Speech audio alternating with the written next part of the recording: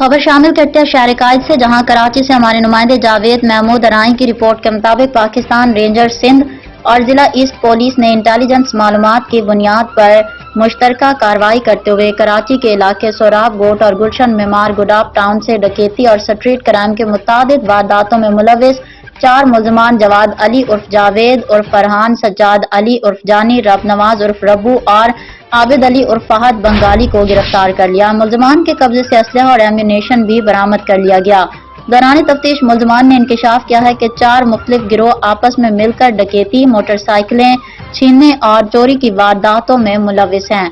और अपने अपने गिरोह भी चला रहे हैं। मुल्जमान ने इतराफ किया है कि चारों गिरोह अपने दीगर साथियों के हमरा गुडाप टाउन और गुलशन मेमार के अलावा